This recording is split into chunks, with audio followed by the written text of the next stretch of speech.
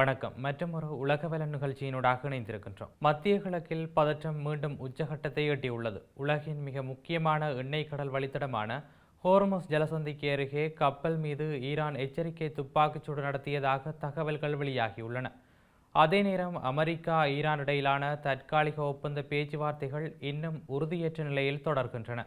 Hormuz ஜலசந்தி, Oman, America மற்றும் Iran ஆகியவற்றை சுற்றி உருவாகும் இந்த புதிய பதற்றம் உலக எண்ணெய் சந்தையையும் சர்வதேச அரசியலையும் அதிர்ச்சிக்குள்ளாக்கியுள்ளது. என்ன நடந்தது, தற்போதைய நிலைமை எவ்வாறு நகர்கிறது என்பதை இந்த காணொலியினூடாக பார்க்கலாம். ஹோர்முஸ் ஜலசந்திக்கு அருகே கப்பல்கள் மீது எச்சரிக்கைக்காக துப்பாக்கிச்சூடு நடத்தியதாக ஈரான் கூறுகிறது.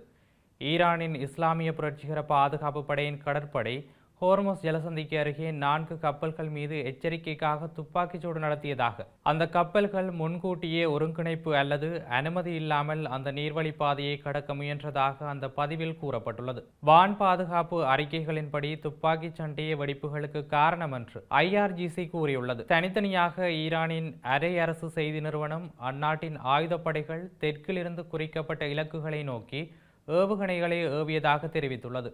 அந்த இலக்குகள் இன்னும் அடையாளம் காணப்படவில்லை என்று அந்த நிறுவனம் கூறியது. IRGC பதிவும் அந்த செய்தி நிறுவன அறிக்கையும் ஒரே சம்பவம் பற்றியதா என்பது தெளிவாக தெரியவில்லை.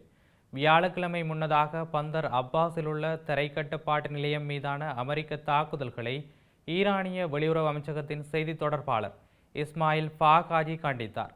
தன்னை தற்காத்து கொள்ள அனைத்து தேவையான நடவடிக்கைகளையும் எடுக்க ஈரான் உறுதியாக உள்ளது என்று அவர் வலியுறுத்தியதாக அமைச்சகம் தெரிவித்துள்ளது.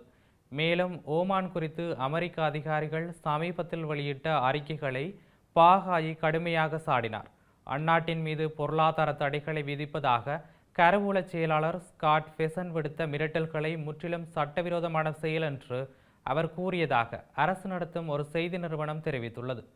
முக்கிய நீர்வழியான ஹோர்முஸ் ஜலசந்தியை கடந்து செல்லும் கப்பல்களுக்கு ஈரான் சுங்கவரி விதிப்பதை ஓமான் ஆதரித்தால் அந்த ஜலசந்தியின் எல்லையில் அமைந்துள்ள ஓமான் மீது கருவூல நடவடிக்கை எடுக்கப்படும் என்று ஃபெசன் வியாழக்கிழமை மிரட்டினார். மேலும் புதன்கிழமை அன்று அதிபர் டொனால்ட் ட்ரம்ப் ஓமான் மற்றவர்களைப் போலவே நடந்து கொள்ளும், இல்லையென்றால் நாங்கள் அவர்களை தகர்க்க வேண்டியிருக்கும் என்று கூறி அந்த முக்கிய எண்ணெய் வழித்தடத்தில் தலையிட வேண்டாம் என ஓமானை எச்சரித்தார். இதேவேளை அமெரிக்காவிற்கும் ஈரானுக்கும் இடையில் எட்டப்பட்ட தற்காலிக ஒப்பந்தத்தை குறிப்பிட்ட அமெரிக்க கருவூல செயலாளர் ஸ்காட் ஃபெசன், இந்த சாத்தியமான ஒப்பந்தம் அதிபர் டொனால்ட் ட்ரம்ப் இதற்கு ஆதரவளிக்க முடிவு செய்வதை பொறுத்தே அமையும் என்று கூறினார். ஈரானுடன் ஒரு ஒப்பந்தம் செய்ய முயற்சிக்கும் ட்ரம்ப் இடைக்கால தேர்தல்களை பற்றி கவலைப்படவில்லை என்று இந்த வார தொடக்கத்தில் தெரிவித்த கருத்துக்கள் அவரை ஒரு ராஜதந்திரியாக்கியுள்ளன என்று ஃபெசன் கூறியிருந்தார். ஹோர்முஸ் ஜலசந்தியில் சுங்கவரி விதிக்க ஓமான் திட்டமிடவில்லை என்று அந்நாட்டிடமிருந்து தனக்கு உறுதிமொழிகள் கிடைத்ததாகவும் அவர் கூறினார். முன்னதாக வியாழக்கிழமை ஜலசந்தியில் சுங்கவரி விதிப்பதில் ஈரானுக்கு ஓமான் ஆதரவளித்தால் அதற்கு எதிராக கருவூல நடவடிக்கை எடுக்கப்படும் என்று ஃபெசன் எச்சரித்திருந்தார். இன்று காலை ஓமான் தூதருடன் நான் தொலைபேசியில் பேசினேன். ஜலசந்தியில் சுங்க கட்டணம் வசூலிக்கும் திட்டங்கள் எதுவும் இல்லை என்று அவர் எனக்கு உறுதியளித்தார் என வெள்ளை மாளிகை செய்தியாளர் சந்திப்பில் ஃபெசன் கூறினார். அவர் கூறியது போல நமது நாடுகள் 200 ஆண்டுகளாக நல்லுறவை பேணி வருகின்றன. அவர் மேலும் 200 ஆண்டுகள் நல்லுறவை பேண விரும்புகிறார். ஆனால் இது ஒருபோதும் நடக்காத காரியம் என்று நான் அவரிடம் கூறினேன். மேலும் ஓமான் தனிநபர்களோ அல்லது ஓமான் நிதி நிறுவனங்களோ தடைகளுக்கு உள்ளாகும் அபாயத்தை அவர் விரும்பவில்லை என்று ஃபெசன் கூறியிருந்தார். ட்ரம்பின் கருத்துக்கள் குறித்து கேட்கப்பட்ட போது ஃபெசன் வியாழக்கிழமையன்று ஜனாதிபதி அந்த நீர்வழி பாதையில் கப்பல் போக்குவரத்தின் சுதந்திரத்தை வலியுறுத்த விரும்பினார் என்று கூறினார். இந்நிலையில் போர் நீடிப்பதால் அமெரிக்காவின் கச்சா எண்ணெய், பெட்ரோல் மற்றும் டீசல் கையிருப்பு வேகமாக குறைந்து வருகிறது. பல மாதங்களாக ஜலசந்தை மூடப்பட்டிருப்பதால் எரிசக்தி துறை சேமிப்பில் உள்ள எண்ணெயை பெருமளவில் சார்ந்திருக்க வேண்டிய கட்டாயத்தில் உள்ளது. இது இப்படி இருக்க ஈரானுடனான தற்கால புரிந்துணர்வு ஒப்பந்தத்தில் ட்ரம்ப் கையெழுத்திடுவாரா என்பது பின்னர் தீர்மானிக்கப்படும் என்றும், இரு நாடுகளும் சில மொழி அம்சங்கள் குறித்து இன்னும் பேச்சுவார்த்தை நடத்தி வருவதாகவும் அமெரிக்க துணை அதிபர் JD Vance கூறினார். ஜனாதிபதி எப்போது புரிந்துணர்வு ஒப்பந்தத்தில் கையெழுத்திடுவார் என்பதை துல்லியமாக கூறுவது கடினம் என்று நான் நினைக்கின்றேன். நாங்கள் சில மொழி அம்சங்கள் குறித்து முன்னும் பின்னுமாக பேசிக் கொண்டிருக்கின்றோம் என்று வேன்ஸ் வியாழக்கிழமை ஜோயின்ட் ஃபேஸ் ஆண்ட்ரூஸின் விமான ஓடுபாதையில் செய்தியாளர்களிடம் கூறினார்.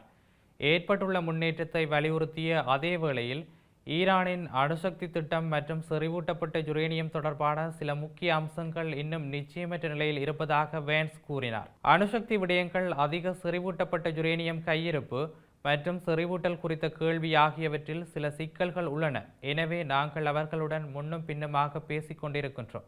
குறைந்தபட்சம் இதுவரை அவர்கள் நல்லெண்ணத்துடன் பேச்சுவார்த்தை நடத்துகிறார்கள் என்று நாங்கள் நினைக்கின்றோம் என்றும் வேன்ஸ் கூறியிருந்தார். நாம் தொடர்ந்தும் முன்னேற்றம் காண்போம் என்றும் அதிபர் இந்த ஒப்பந்தத்திற்கு ஒப்புதல் அளிக்கும் நிலையில் இருப்பார் என்றும் நம்புகிறேன். ஆனால் அது இன்னும் தீர்மானிக்கப்படவில்லை என்பது வெளிப்படை.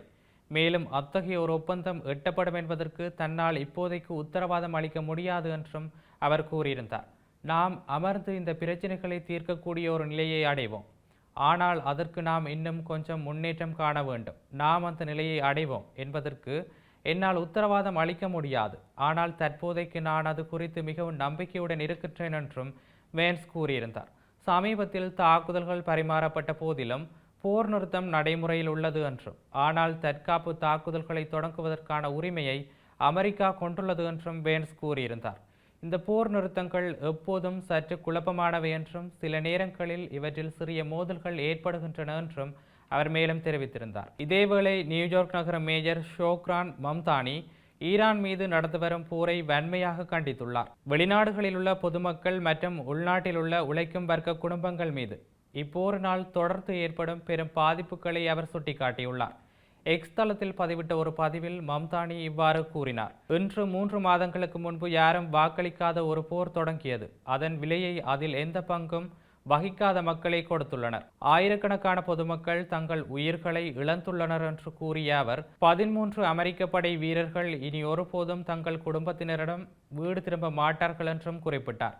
காங்கிரசின் ஒரு வாக்கு கூட இல்லாமல் தொடங்கப்பட்ட ஒரு போரினால் இந்த நாடு முழுவதும் மற்றும் நமது நகரத்தில் உள்ள அமெரிக்கர்கள் எரிபொருள் மற்றும் மளிகை கடைகளில் விலைகள் உயர்வதையும் அவர்களின் வரவு செலவு திட்டங்கள் நெருக்கடிக்கு உள்ளாவதையும் பார்த்துள்ளனர் என்று அவர் மேலும் தெரிவித்திருந்தார்.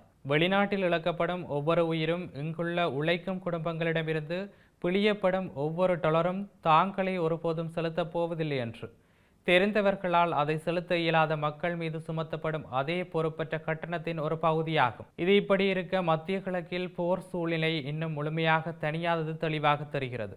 ஒருபுறம் எச்சரிக்கை துப்பாக்கிச் சூடுகள், மறுபுறம் ஒப்பந்த பேச்சுவார்த்தைகள்.